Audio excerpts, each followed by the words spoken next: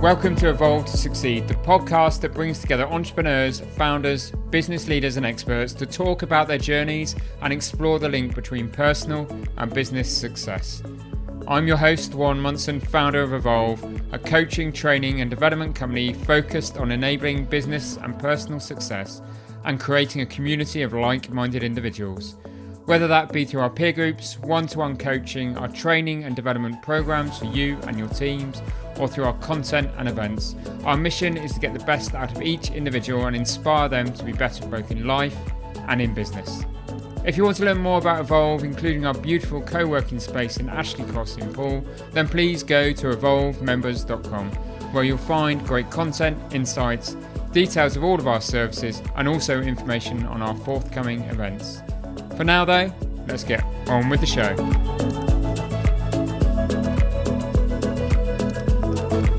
Welcome to this week's episode. Today we talk to Dr. Martina Olbert, founder and CEO of Meaning.Global, which advises many of the world's most influential brands and organizations on how to create more meaning and align their businesses with humanity for a better shared future.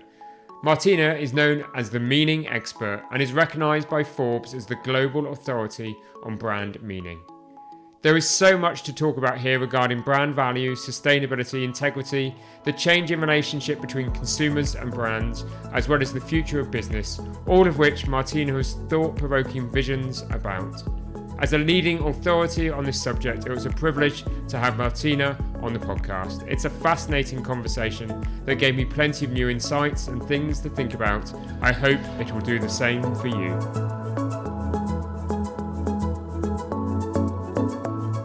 Hello Martina, welcome to the Evolve to Succeed podcast. Hi, good to be here, thank you.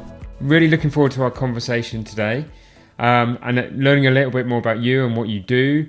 So I suppose for our listeners, we should try and put some context around who you are and what you are. So what does Meaning.Global do and what set you off on this journey to find meaning in business, Martina? Well, that is a long journey and a long story. So I'm gonna, for this ground, I'm gonna cut it into a more concise piece. Basically, my background in academia is in media studies, which is a fancy term of sociology of media and sociology of communication, basically looking at how media, communication, technology, brands, marketing, advertising influence how people consume and reproduce meaning in culture, and to what extent actually media and brands create the sort of meaning for people to consume, or to what extent actually people are those who create the meaning that media then reflect back to them. So I wanted to understand that relationship, and obviously with that sort of more of a complex or highbrow background, I went into the marketplace and I realized that what I studied really doesn't meet with the reality of what the marketplace it looks like and what it does. So I went through a whole array of roles in advertising, in PR and communication. I studied journalism. I was at brand strategy consultancy, management consultancy, strategic innovation consultancy. And in every single role that I had, I sort of got to the same exact point where I was like, right, so I'm in this chain of, value creation. And I'm in this specific role doing this specific part of the value chain, and I don't see what's happening before me and what is actually happening with the value that I create right afterwards. So be it PR, I get strategy, but where is that actually coming from? What is that? Why? How is that resonating with the brand values, and why should I be creating this communication in the first place? Then in market research, this is great. So we unearth the insights and the meaning, but then in the end, the communication looks nothing like what people actually relate to. So there are these fundamental holes in the process. And after I encountered the same exact problem for about the fifth or sixth time, I was like, right, what I want to do is to go back to my original idea, to my original background, and figure out if I can come up with a new way of looking at brands and at marketing and at the marketplace from the perspective of meaning and human value, because that is what people actually consume. This is how they relate to brands, what they identify with in the marketing, advertising and communication, and what they actually want out of brands. And I didn't really see that being a part of the practice. So that's what I did. I started Meaning.Global about 5 years ago. I focused on crafting the proposition to offer meaning as a strategic asset next to the focus on purpose, which really is the dominant narrative, the dominant idea in marketing, advertising, in brand building. So that's what I started with, the idea that I want to infuse more meaning into brands. But then as I was going through the work and consulting with clients, and that the COVID pandemic happened, which completely uprooted how we relate to the world, to ourselves and to the brands, and what we actually want out of what we want out of the consumption, I realized that injecting meaning back into brands is not really the answer. What I need to do is to understand the whole human layer around it, and how humanity is changing, how our needs are changing, and how our relationship with brands is changing with the impact of the COVID pandemic. And so fascinating. And have you got any sort of, to bring it to life for our kind of listeners, some examples of where you think brands do reflect good meaning in their entire kind of chain and in their delivery of their brand to the marketplace? I think a good example would be Patagonia. I overstate that example every single time I talk about meaning, but it's a brand that was organically built from the vision of the founder, and he created Patagonia really as an extension of his own hobbies and his own environmental interest. So that the values that Patagonia was built on as a brand are directly reflecting his vision, his core values, and therefore the communication and everything that the brand does is seen as very authentic.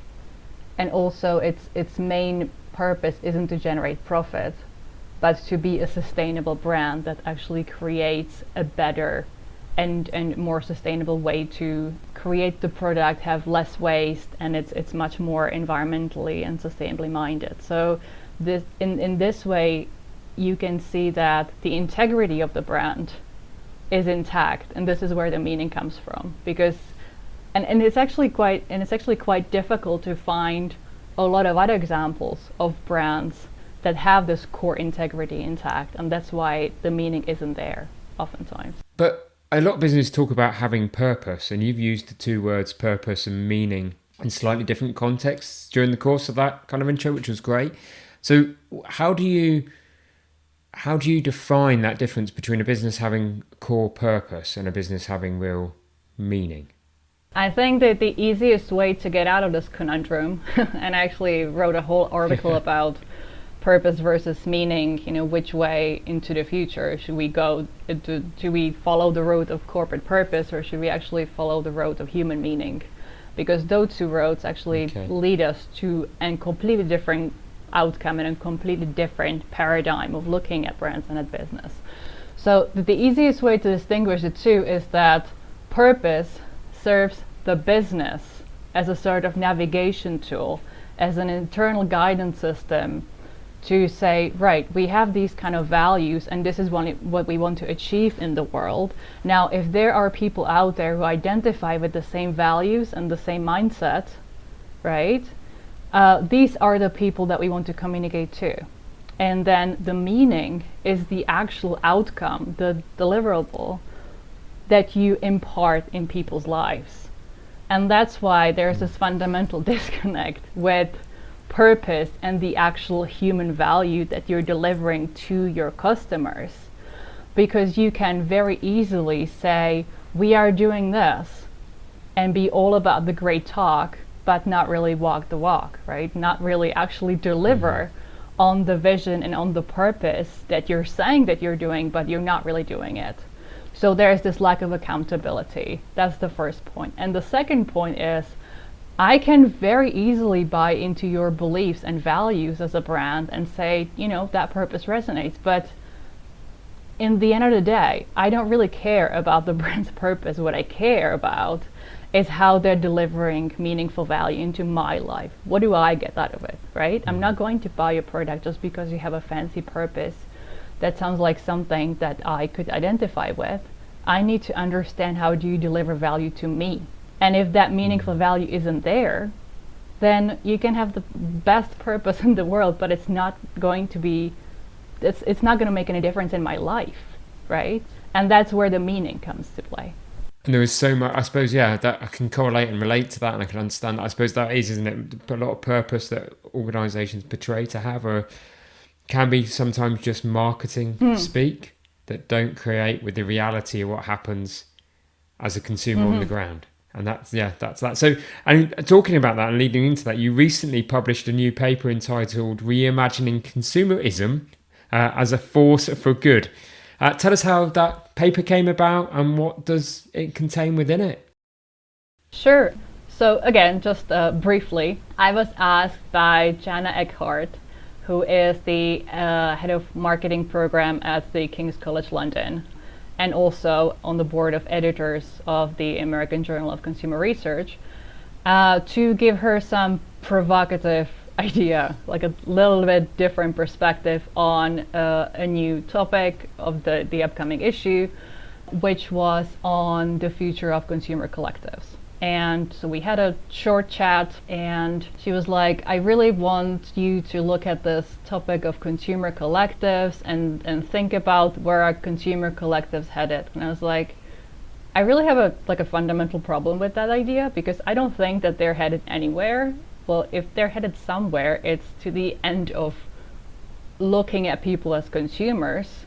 So maybe we shouldn't really be thinking about consumer collectives as a plural, as a way of segmenting people down into neatly defined boxes, which is exactly the problem with marketing. Maybe we should unpack this idea and think about fundamentally coming back to our own humanity, especially in light of COVID, with everybody just connecting back to what does it actually mean for me to be happy and authentic and fulfilled in my own life. So coming back to our essential needs. So that's the one angle, not consumers but humans. And then also, I don't really think that there's a plural of collectives. I think that where we are going, we are increasingly coming towards one collective, the human collective. So I don't really think that looking at consumer collectives makes any sense. And she was like, great, so write about that. So there's your challenge. So I'm completely just basically revamping the entire idea of the journal. But okay, so write about that. So I did. And then that paper was only about 10 pages long, and I realized that there's much more to the story. And this actually gives me the outlet that I've been looking for a very long time, to get the whole story out there. So then I sat down and published my own version of the paper with pictures and charts, and proposing new models and looking at brands in the context of culture. And that a paper is available for download on my website for free, and it has about 45 or 50 pages. And what's the website if people want to go and download the paper? The website is the same as the name of the company, is Meaning.Global. I wanted to keep it as short and sweet as possible, so it's easy to remember. Listeners, go download the paper. But I suppose that's a big thing. That's a big shift that you're reimagining there, isn't it? That shift from that traditional marketing kind of way of approaching us as humans is to put us in a pot and that collective, and going from that and saying, well, actually no, we are one. That's quite a paradigm shift in the way in which the world and we are seen as consumers, isn't it? No, absolutely. It is a huge paradigm shift, and we have been in this paradigm of consumerism for the last 100 years. Yeah. So every time I talk about this topic, it just takes a little bit of unpacking and rewinding back to actually understand that what we live in is not completely natural. It's a man-made construct. It's artificially made, it wasn't like that, 200 years ago, 300 years ago. It's just we happen to be at a point of time where we see this as normal, but it's not normal, right? It's not normal to look at people as consumers who are here to consume products and fulfill their lives and their time with consuming more products, and then have so much stuff in their house that there's no room for actual relationships or life or what we want to do. We like gathering stuff. We're not supposed to do that, right? So brands need to create an entirely different relationship with people that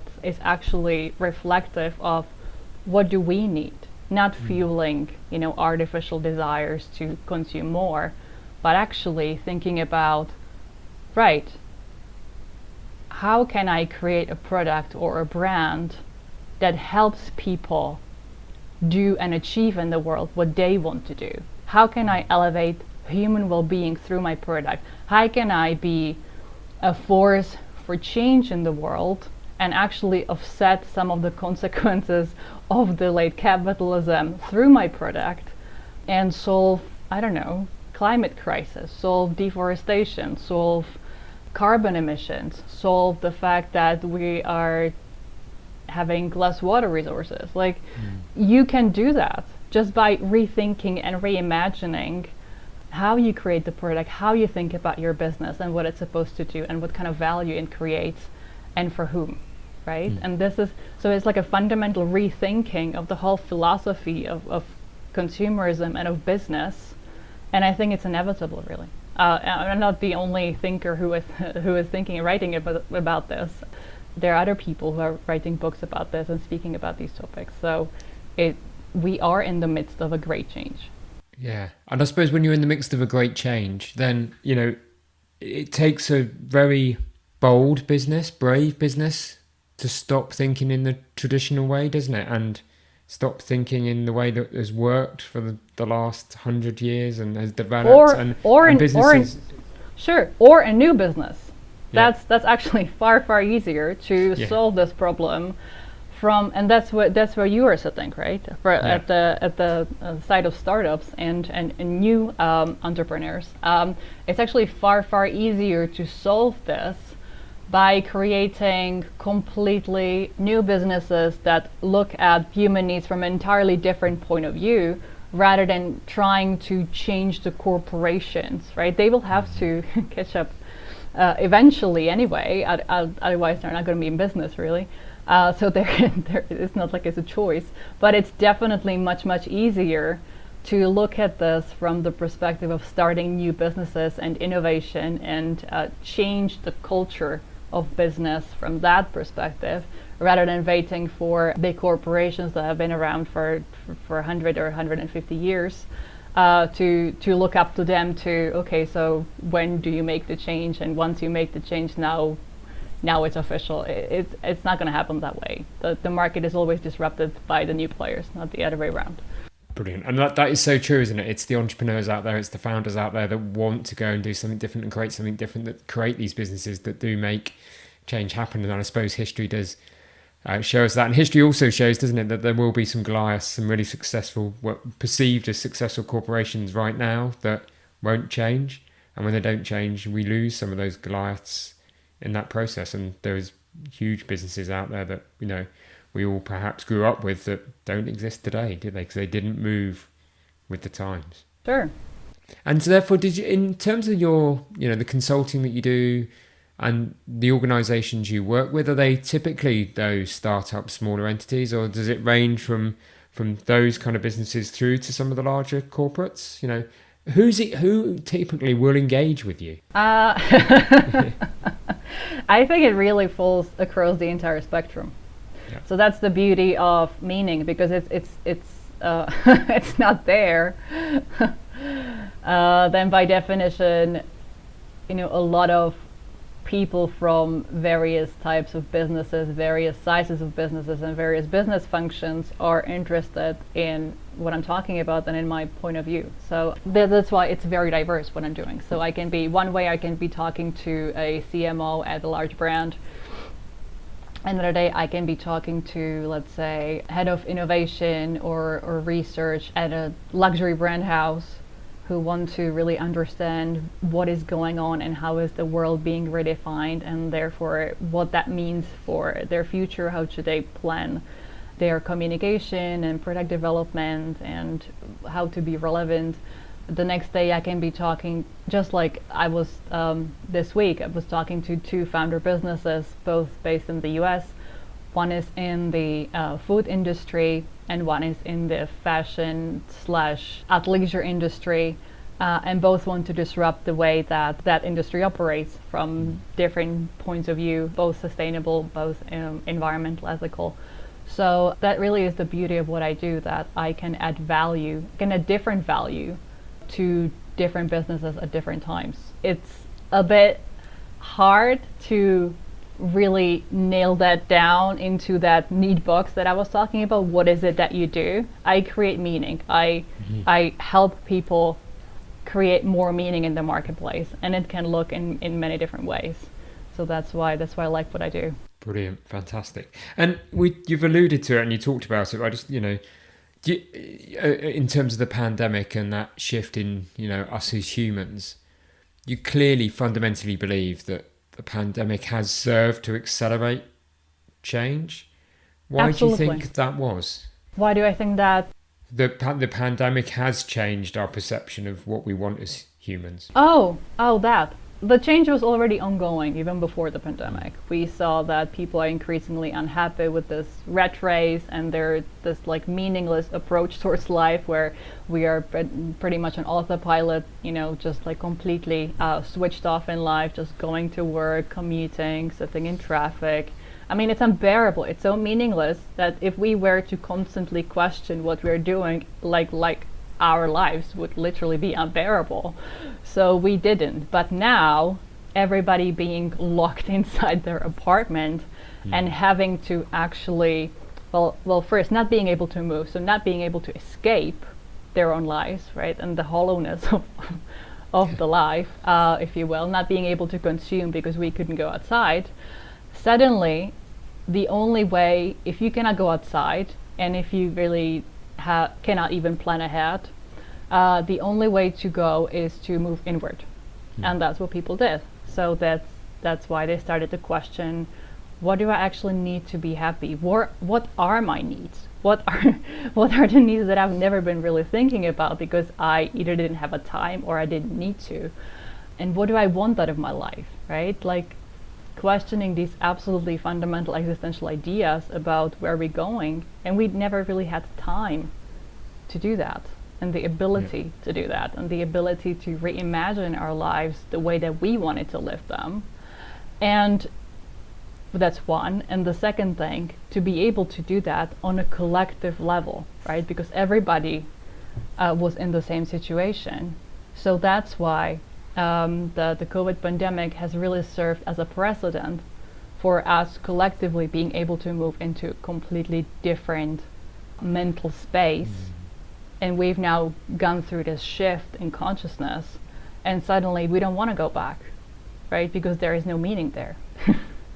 in the way that we were doing things. So we are forced to reimagine businesses, to reimagine consumerism, to reimagine our relationship to the world outside as well as to ourselves.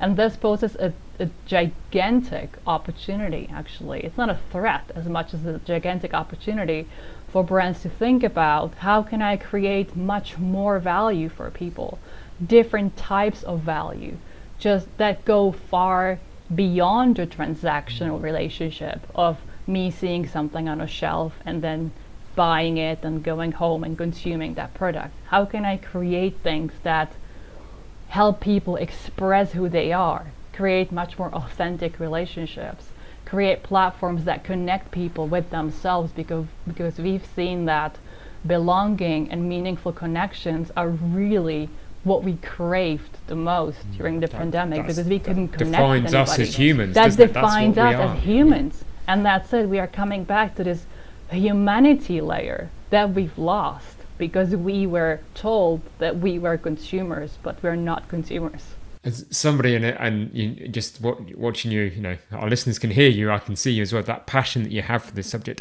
Do you perhaps get concerned and frustrated that we have this window of opportunity to bring more meaning into brands and that, but actually eventually if we don't move quick enough, that traditional consumerism will all go back to our own traits and forget, and that change won't happen at the speed that perhaps you would be passionate about it happening? Sure. Well, that's why I'm talking about this. That's why I'm going to podcasts and publishing about this. And I just started publishing a newsletter to talk about many different topics, and sustainability and diversity and innovation and, reimagining consumerism and what are the new elements of business. So I want to put all of these topics out there so that people start contextualizing things. Because right now we see business as this, like a system of boxes where one thing doesn't communicate with the other, when really to create much more meaning we need to look at business holistically, right, as an ecosystem of cultural value. Yeah. And then when we start doing that, change can happen, right? So it's all mental. It's about the mindset and the sort of the philosophy with which we look at the world. Yeah, do I fear that if change doesn't happen fast enough, we will go back? I don't think that we will. Well, we we probably will have to go back if there's no other alternative that will appear, that will emerge, right? But will we be just as, enthusiastic about it the way that we were before? No, because the rose glasses are off, right? Like, we see that is no longer what we want.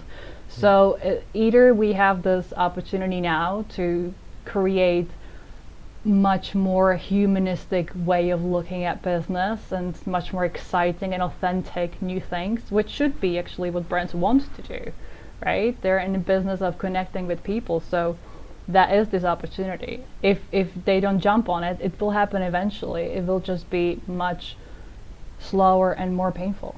And generational? I mean, do you think there is a difference? There's a lot talked about, Gen Y, Gen Z, all of those kind of things. Do you think there is a real movement towards seeking more meaning in the younger generations, or are you seeing it across generations now? I see it across generations because it's really innate for human beings to crave meaning. That's what we really are. We are like meaning-seeking machines. But I think that the older generation is sort of waking up to the fact that they lost it somewhere along the way, and now it's being opened up again. So they're starting to voice these ideas. For the younger generation, I think that they see it absolutely as something normal and fundamental, that they don't understand why it's not there. Like, why are businesses not catering to my needs? Why they're definitely much bolder about voicing those ideas. And they're actually the generation who is already creating much more social businesses where people are at the core, and it's just that it's a completely different way of looking at the world. So there is this like a cognitive divide really between the younger and the older generation. But do I think if it is somehow restricted to age? No, it's just that the younger generation is much more bolder in really demanding it as their birthright. Yeah, I suppose reflecting on what you've said in response to the last couple of questions, I suppose if you think about it, the pandemic and the world and the situations that have arisen in recent years has probably gained that alignment, isn't it? The younger generations have it and want more meaning, perhaps as older generations didn't quite realise the importance of it to themselves until recent events, and then therefore that's created better kind of alignment, and therefore there isn't such a generational divide, as you say. I suppose we've got business leaders, business owners listening to this, running the SME businesses. What do you think they can do as business owners right now to create more meaning and human value within their brand? Yeah, there are definitely a couple of things. The easiest, by the way, would be to just book a session with me, and I can tell them. Obviously, I do offer brand meaning assessment actually as an introductory business session. So that would probably be the easiest thing. I'm not just saying to like to sell my services here, or like a promotional thing, but it's kind of hard to identify, because a lot of people actually, that's the thing. The hardest thing about what I do is that most people don't know that they don't have meaning, right? It's not like somebody would come and say, I know I don't have meaning in my brand, Martina, please tell me what to do. Like, the thing is, they think that they have it. They think that they have meaningful communication. It's just that at the end of the day, it translates into, right, like our customers are actually not responding that enthusiastically to our communication anymore, or our revenue isn't really growing as fast as we thought or as it was previously. So it will, the loss of meaning will translate into like clear, hard business problems. It's just that you wouldn't necessarily think that that is the culprit of it. But that's usually what it starts. So it's kind of hard to identify that you don't have it. The easiest way would be to look at, are the brand values actually aligned with the culture and with the human values? So does what the brand stands for actually resonate in the larger context of the world right now, with where, you know, people are headed, with where the culture is evolving, and with the essential needs of the customers that you're catering to? Is there a disconnect, or is it aligned? If it's aligned, the brand is going to be much more meaningful by default. If there is a disconnect, you're losing meaning. And in terms of the product, again, is that some kind of a commodity that you are just I don't know, positioning as a more premium brand, and the whole bulk of the value is really in the branding and packaging and marketing, advertising? Or does it actually deliver some kind of fundamental, meaningful difference to people's lives, where you can say that, you know, you providing meaning to people? If it's a commodity, chances are, you know, there's not that much meaning there. So we could also reimagine the kind of products that you are creating, the kind of services that you create. Saying it's basically, that's what I love about it. It's like a living animal, right? It's very creative. Business itself, it's a creative discipline, right? It's all about creating value. And what is creating value? It's a human creativity. So it's innately creative discipline. It's just that we've been conditioned to see business in terms of an MBA degree or accounting, or, you know, it's a very like a cold, hard, fact-driven thing, when really it's about value, creativity, human potential, needs, and just juxtaposing things with culture and just being very playful. So, Martina, I get everything you're saying, but there's a lot of businesses out there that are there to create profit, aren't they? To create shareholder return, shareholder reward. How does having meaning correlate with being commercial in business? Well, that's where it's at, because that's what people consume in your brand, in your product. It's what it means to them. So it's not like you either have meaningful or socially responsible, or you generate profit.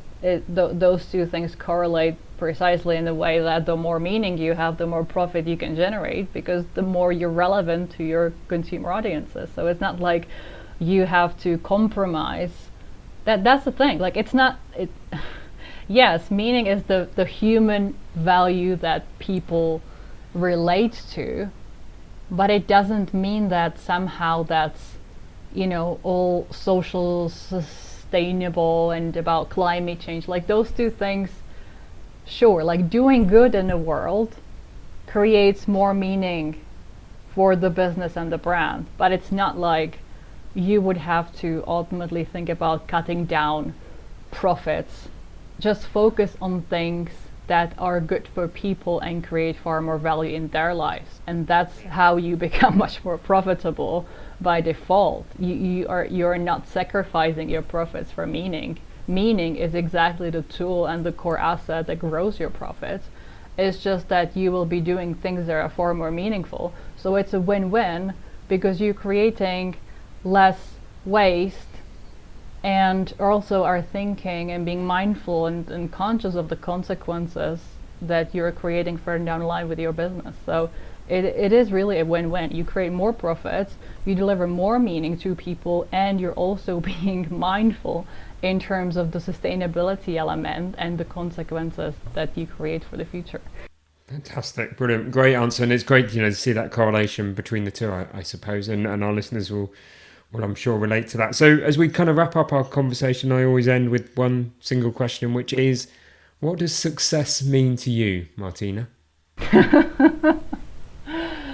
Oh, wow. I think that has changed a lot throughout the last, 15 or 20 years that I've been in business. Right now, honestly, it's being able to do what I want to do, and finding the balance that feeds my passions, where I can create value for other people, but also then create the kind of value that I want for myself, to live a really fulfilled and happy life. I think that ultimately is that must be a success for anybody. But it definitely is a trajectory of trial and error to be able to get here. Brilliant. Thank you. Martina, thank you for being a great guest on the podcast. If people want to learn, we did a little plug partway through our conversation, but if people do want to learn more about you and connect with you, where can they go? Well, first of all, go to my website, Meaning.Global. You will find everything that you need there, all modes of communication, or you can also look me up on LinkedIn. Happy to connect there and set up a conversation if that's what you want to do. Brilliant. Thank you for your time today. I've really enjoyed our conversation. I really enjoyed it too. Thank you for asking me to come.